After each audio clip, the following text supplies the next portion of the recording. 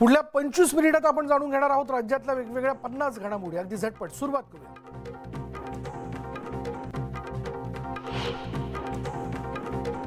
मुंबईच्या किमान आणि कमाल तापमानात घट झाली आहे। पुढील 2 ते 3 दिवस तापमानातील घट कायम राहण्याची शक्यता आहे, तर राज्यात इतर ठिकाणी मात्र तापमान वाढ होण्याची शक्यता हवामान विभागाने वर्तवली आहे।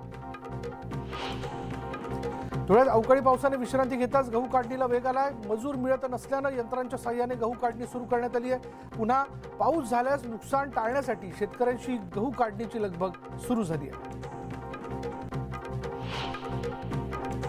राज्यात एकीकडे पावसाने मोठं नुकसान झालेलं असताना केळीच्या निर्यातीत मात्र मोठी वाढ झाली आहे। शहादा तालुक्यातील ब्राह्मणपुरी तिखोरा इथल्या केळ्यांची जी आहे ती इराक, इराण आणि दुबई या आखाती देशांमध्ये निर्यात केली जाते आणि त्यामुळे केळी उत्पादक शेतकऱ्यांमध्ये आनंदाचं वातावरण आहे।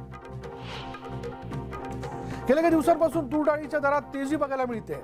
अकोल्यात तुरीच्या दरात मोठी वाढ झाली आहे। तूर डाळ 180 रुपयांवर गेली आहे। अकोला कृषी उत्पन्न बाजार समितीत तुरीला 8630 प्रति क्विंटल दर मिळतोय।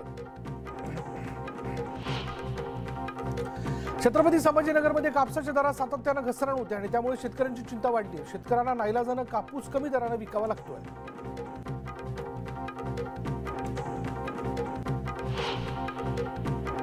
राज्यात काही देवस्थानांमध्ये केमिकल मिश्रित हळदीचा वापर होत असल्याचं समोर आलंय। या संबंधित विभागांची बैठक घेऊन उपाययोजना करण्यात येणार असल्याची माहिती मंत्री शंभूराज देसाई यांनी दिली आहे। कच्च्या तागाच्या किमान हमी भावाला आता केंद्रीय मंत्रिमंडळाने मंजुरी दिली। 2023-24 या हंगामासाठी कच्च्या तागाचा प्रति क्विंटल 5050 रुपये हमी भाव निश्चित करण्यात आला। पंतप्रधान मोदींच्या अध्यक्षतेखाली झालेल्या बैठकीत हा निर्णय घेण्यात आला।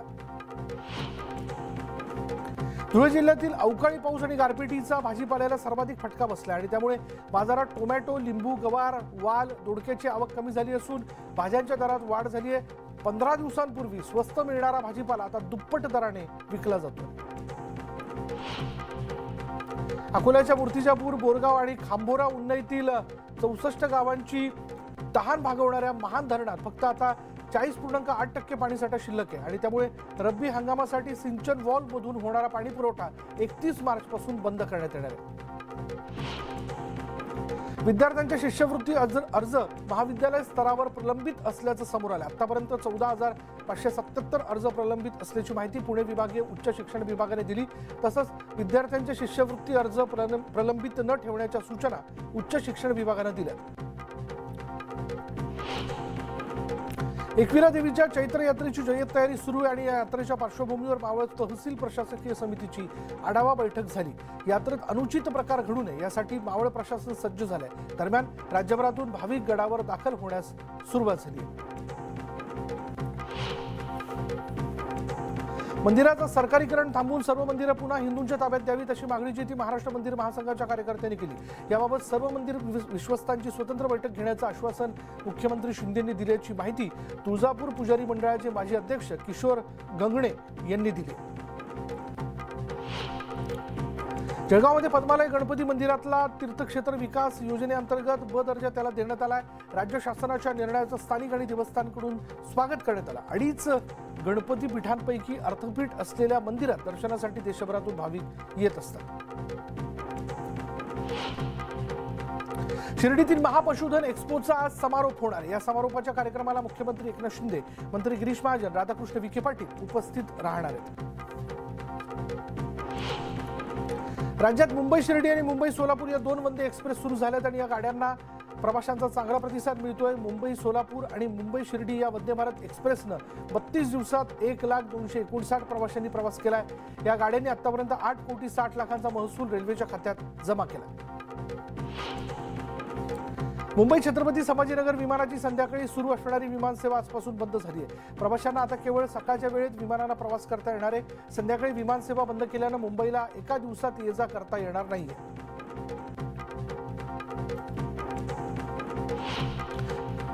5 वर्षांनंतर पुणे मुंबई विमानसेवा सुरू झाली। आजपासून पुणे मुंबई प्रवास फक्त तासाभरात करता येणार आहे। पहिल्याच दिवशी या विमानसेवेला चांगला प्रतिसाद मिळालाय। विमानाचे सर्व तिकीट जे त्याच्या तिकिटांची विक्री झाली। सोलापूरची हुडगी रोड विमानतळावरील नागरी विमानसेवा कधी सुरू होणार असा सवाल सोलापूर विकास मंचतर्फे प्रशासनाला विचारला जातोय। दरम्यान या संदर्भात योग्य वेळी निर्णय जाहीर करू असं स्पष्टीकरण पालिका आयुक्तांकडून देण्यात येत आहे। गेल्या अनेक वर्षांपासून ही सेवा रखडली असून या संदर्भातील निर्णयाचा चेंडू पालिका आयुक्तांच्या कक्षेत राखीव आहे। पिंपरी चिंचवडमध्ये लघु उद्योजकांनी महावितरण कार्यालयाबाहेर वीज बिलाची होळी केली। इतर राज्याच्या तुलनेत आपण जादा दराने वीज घेत आहोत आणि त्यात पुन्हा वीज दरवाढ झाल्यास इतर राज्यांमध्ये स्थलांतरित व्हावं लागेल असा इशाराही यावेळी देण्यात आला। पिंपरी चिंचवड शहराला दिवसाआड पाणी पुरवठा होतोय तर दुसरीकडे जलशुद्धीकरण केंद्राचं काम पूर्ण होऊनही उद्घाटनासाठी केवळ मंत्र्यांची वेळ मिळत नसल्यानं पाणी पुरवठा होत नाही आणि त्यामुळे श्रेय लाटण्यासाठी लाखो नागरिकांना वेठीस धरल्याचा आरोप संतप्त नागरिकांनी केला।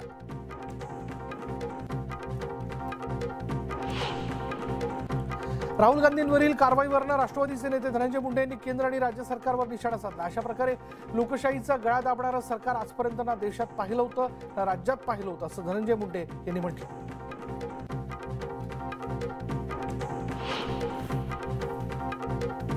सोलापूर ते उजनी ते सोलापूर जलवाहिनीचं काम थांबल्यामुळे सोलापूरकरांच्या पिण्याच्या पाण्याचा प्रश्न निर्माण झाला। याविषयी आमदार सुभाष देशमुखांनी अधिवेशनात समांतर जलवाहिनी योजना लवकर सुरू करण्याची मागणी केली। दरम्यान लवकरच तोडगा काढणार असल्याचं मंत्री उदय सामंत यांनी आश्वासन दिलं। धाराशिवच्या नळदुर्ग पोलिसांनी अवैध गुटखा विक्री करणाऱ्यांविरोधात मोठी कारवाई केली। या कारवाईमध्ये 40 लाखांचा गुटखा जप्त करण्यात आला असून आरोपींना अटक करण्यात आली।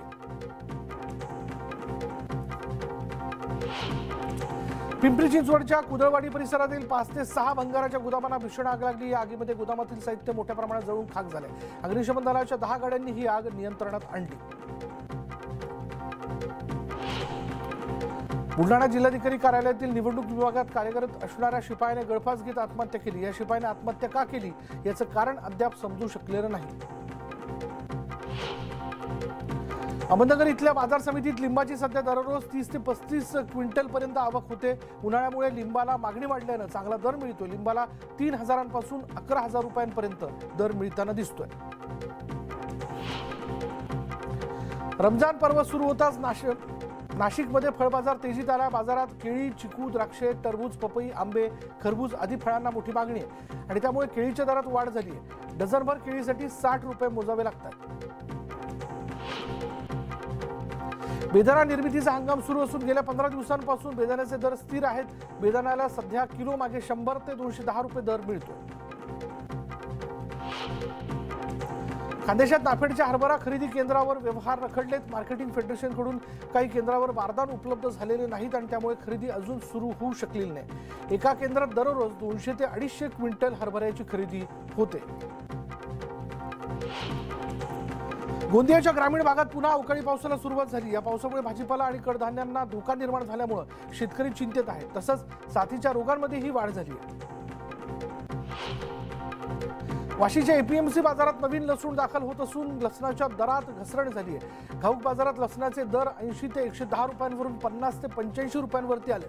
आवक वाढल्यानं दर घसरल्याचं व्यापाऱ्यांनी म्हटलंय। बेदाणा निर्मितीचा हंगाम सुरू असून गेल्या 15 दिवसांपासून बेदाण्याचे दर स्थिर आहेत। बेदाण्याला सध्या किलो मागे 100 ते 210 रुपये दर मिळतोय। मुंबईत पुन्हा कोरोनाचा धोका वाढतोय। मुंबईत दिवसभरात 105 नव्या रुग्णांची नोंद झाली आहे तर राज्यात दिवसभरात 437 नव्या रुग्णांची नोंद झाली असून 2 रुग्णांचा मृत्यू झाला आणि त्यामुळे आरोग्य विभागाची चिंता वाढली। एसटी बसमध्ये स्वातंत्र्य सैनिक आमदारांप्रमाणेच पत्रकारांसाठी एक सीट राखीव ठेवली जाते आणि ती आतापर्यंत आमदारांच्या राखीव सीटच्या मागील सीटवर असायची। मात्र आता महामंडळानं नव्या गाड्यांमध्ये पत्रकारांसाठीची सीट शेवटून दुसऱ्या रांगेत ठेवली।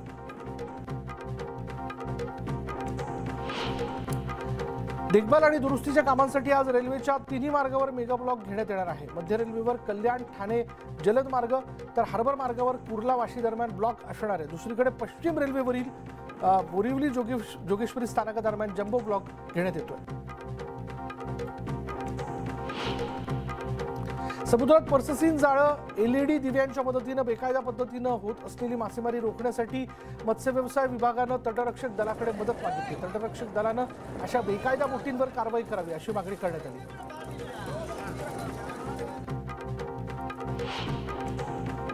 ठाकरे गटाचे पक्षप्रमुख उद्धव ठाकरे यांची आज मालेगावमध्ये जाहीर सभा पार पडते। दादा भुसे यांच्या मालेगाव मतदारसंघात ही सभा पार पडणार आहे आणि या सभेत उद्धव ठाकरे कुणावर निशाणा साधणार याकडे सर्वांचं लक्ष लागलंय।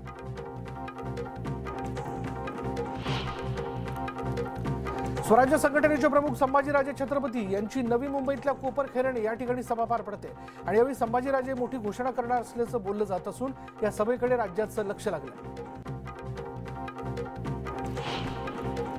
आमच्या पुढाऱ्यांना भानगडी पाहिजे असतात, भानगड केली नाही तर आमचं पोट भरत नाही असं खळबळजनक वक्तव्य पाणी पुरवठा मंत्री गुलाबराव पाटील यांनी केलंय। धरणगाव तालुक्यातल्या चिंचपुरे गावात एका कार्यक्रमाच्या निमित्तानं ते आले असता त्यांनी हे वक्तव्य केलं। जातीचं राजकारण करणाऱ्यांवर गुलाबराव पाटील यांनी हल्लाबोल केलाय। विरोधकांकडे जात हे एकच भांडवल आहे, जेव्हा सर्व पर्याय संपतात तेव्हा माणूस जातीचा वापर करतो असं म्हणत त्यांनी टीकास्त्र सोडलं। जगद्गुरू संत तुकाराम महाराजांच्या देवस्थान संस्थेच्या अध्यक्षपदाची निवडणूक आज पार पडते। या संस्थेच्या अध्यक्षपदासाठी पुरुषोत्तम महाराज मोरे आणि उमेश महाराज मोरे यांच्यात थेट लढत होणार असून अध्यक्षपद कोणाला मिळतं याकडे देहूकरांचं लक्ष लागलंय।